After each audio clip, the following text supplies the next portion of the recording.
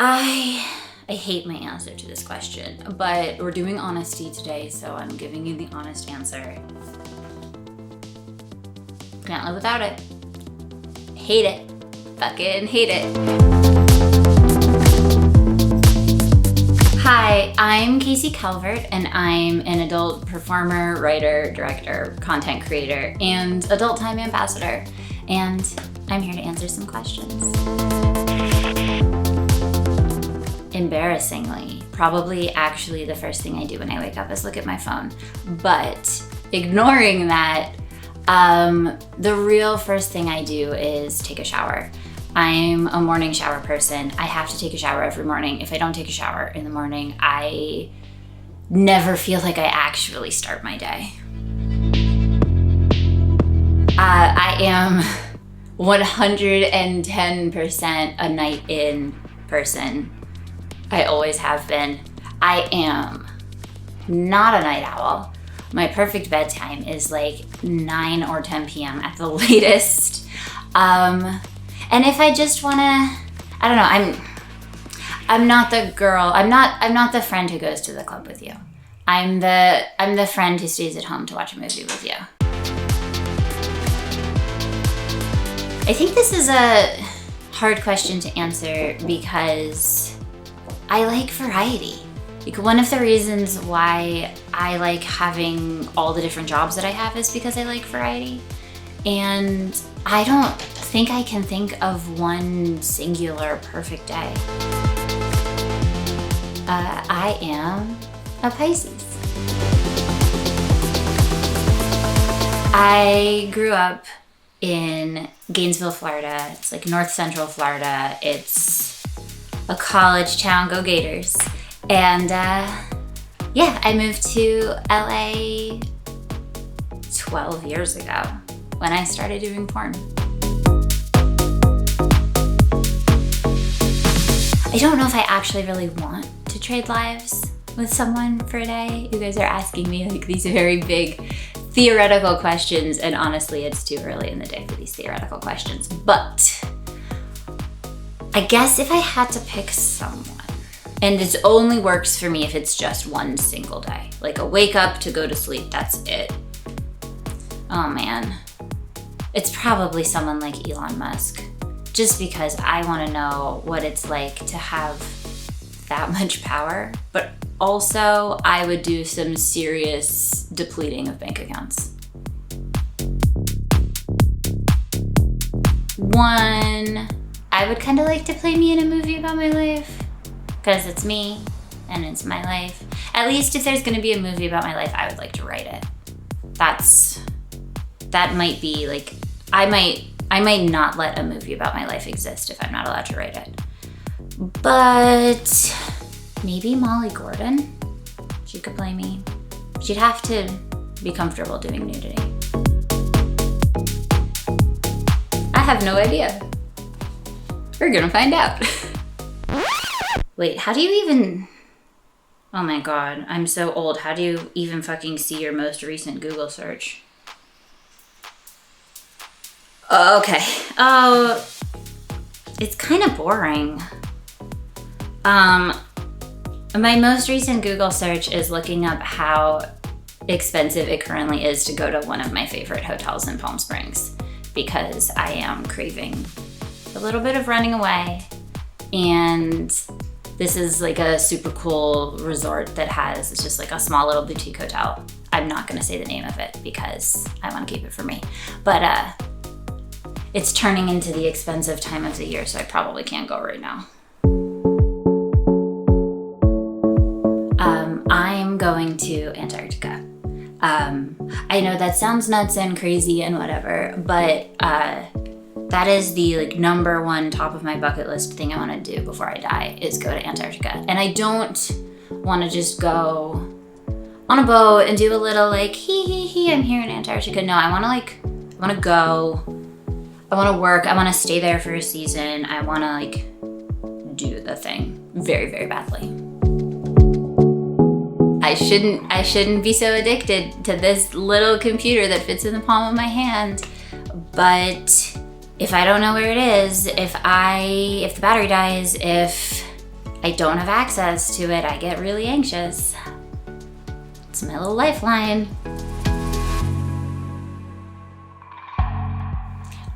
I feel like I'm kind of an open book these days. Sure, I don't share everything about my life on the internet and whatever, but I feel like all the things that I want people to know about me, people know.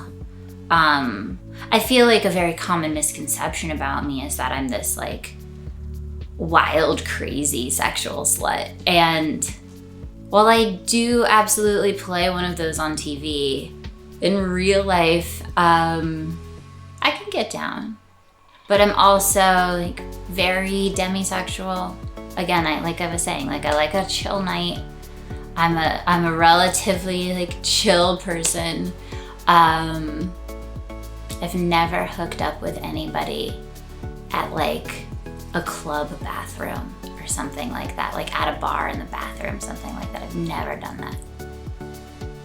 I don't know what that has to do with this question. I guess that's what I want you to know about me, is I've never done that, and I should someday do that, probably for fun, because I should.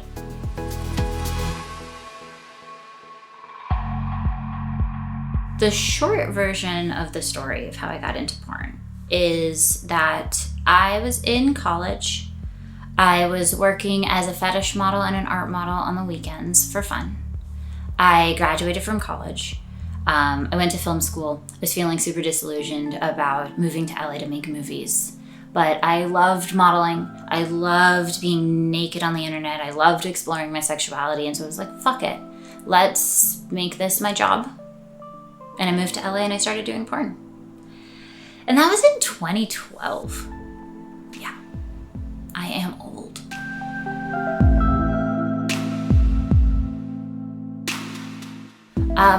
I have noticed the industry go through a couple of huge kind of revolutionary changes.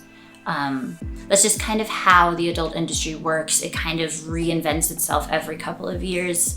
From what I understand, it kind of always has. And so in the span of the 12 years that I've been in the industry, I have watched this cycle of reinvention happen a couple of times. But by far the biggest change I've ever seen is the rise of the fan sites. With COVID and none of us being able to go to work, go to set, and everyone being stuck at home and wanting human connection and needing that kind of experience. Fan sites, OnlyFans, Loyal Fans, etc. completely and utterly reinvented the industry as we know it. It's the industry today is entirely and completely different from the industry in 2019. For the better, I think. I definitely think that fan sites have made this industry better. Mostly for a bunch of reasons, but the number one reason is because performers today now have so much more control over their career, over their finances than they ever had. And that's cool. So like I was saying earlier, I really like variety. I actually don't want to pick one. I don't think I'd be as happy and fulfilled in my career if I was just doing one of those three things. I think I'd be bored. But because I get to do all of those things, both performing for mainstream studios like Adult Time and also creating my own content, doing customs, performing, directing, writing, producing. I do all these different things. Every day is different. It keeps me interested. It keeps me engaged. It keeps me excited about what I'm doing. Yeah, I'm not gonna pick one. So yeah, I started in this industry as a performer. I worked essentially solely as a performer and a content creator, doing a little bit of producing from 2012 to 2019, and then I started directing in 2019. And being perfectly honest with you, I started directing because I was in the right place at the right time, looking for something new. And when I started directing, I had no clue how radically that was gonna change my life. I just figured I'd try it out a little bit, see how it goes. Why not? What's the harm in it? I had no clue that it would completely change my career, my life, kind of everything about what I do and how I engage with and exist in this industry. The porn directors who inspire me are people who I consider my friends and my peers. Brie Mills, who, if you're an Adult Time fan, you're very familiar with, is a huge inspiration for me. She's the person who gave me my first directing job, and I'm so honored that she has become a peer of mine. Ricky Greenwood, Joanna Angel is an inspiration of mine. My very good friends, Michael Vegas, who's working with his partner Susie Q. They're so good at what they do. Seth Gamble. All of these people who are my friends. Like, I could just sit here and just list off all of my friends. Holly Randall, oh my God. All of these people whose names I'm saying, we all do something different. And one of the really cool things I think about porn is that all of us as directors can bring our own unique style to the table, that there's room for all of us and the different kinds of movies we like to make. I think that's really cool. As for mainstream directors, Sean Baker is a huge inspiration of mine, Joe Swanberg, who else? Andrea Arnold, Mike Mills. A lot of these people who make smaller movies, they make indie movies, kind of mumblecore, definitely my aesthetic. But they do cool shit, and I find that, and they tell stories, and I find that to be really inspirational. I've been interested in BDSM for forever. And when I started doing sex work, that's the world I started in. I started in fetish, I started in BDSM. That's kind of always where my heart is gonna be. That's like a huge part of who I am and what I do and my personal life. I don't know what sparked it. Couldn't tell you. It's kind of just been in here and been in here. You can't see where I'm gesturing deliberately. It's been in there forever.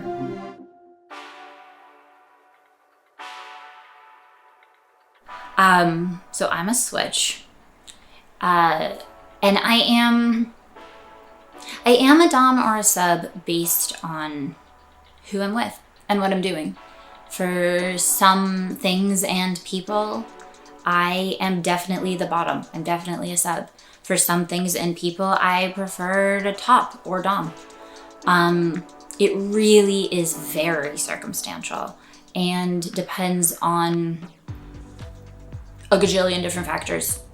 I could completely derail this entire interview talking about this, and I won't, so I will just leave it at I am a switch. I have been in this industry a long time.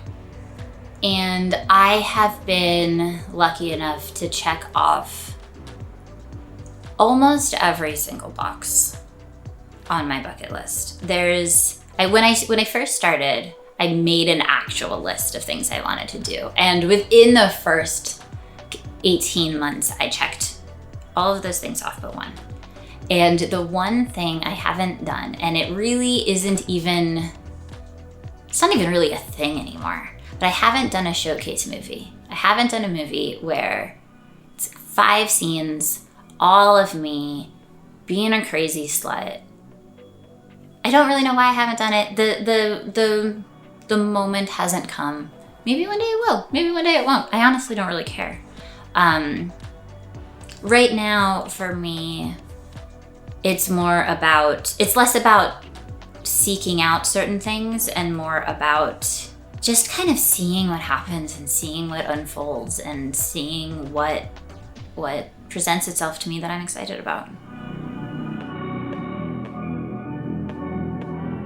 So I've been making custom videos for a long time, a lot longer than a lot of other performers. A lot of people started making custom videos with the rise of the fan sites in 2020 till now. But I've actually been doing customs since like 2013 and have produced over 1,000. It's actually a lot more than over 1,000 custom videos in that time span. And I've gotten a lot of crazy requests, unusual requests. I don't like to say that anything is necessarily weird because I don't want to kink shame anyone. Everyone has their own thing that they're into, and who am I to judge? Because I have my own things that I'm into that not everybody's into. But what did the question say? The craziest. So kind of nothing can beat the stamp burning custom. In 2016 or so, that might be wildly incorrect, so I'm so sorry. But I did a podcast called The Butterfly Effect with John Ronson. And in that podcast, I talk about the Stamps Man and the stamp burning custom. And what this custom is a fan sent me his actual stamp collection that he had collected over the years. And I burned it while humiliating him and masturbating. And I don't think it's ever possible for anything to top that custom because it was so special to this one person, which really is what the core of custom videos are to me, is making something special for one singular person, something that they can't get on a tube site, something that they can't get on a mainstream porn site. It's something that is special just for them. Also, I highly recommend you listening to the podcast if you haven't already. It's an excellent portrayal about the adult industry. You'll learn a lot.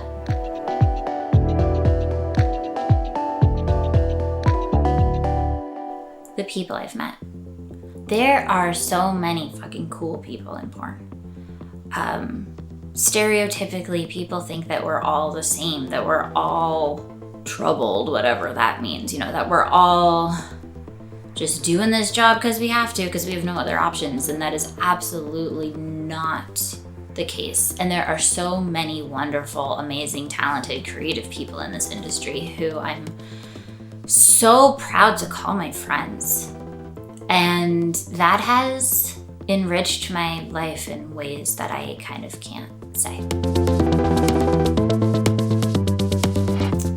I don't know. I genuinely have no fucking idea.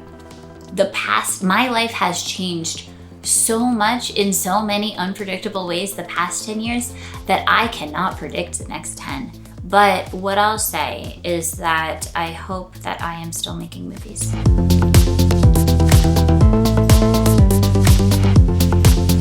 So I am, in fact, directing the first Girls Boy feature since Cougar Queen, which, if you have not watched Cougar Queen, it's a wild ride.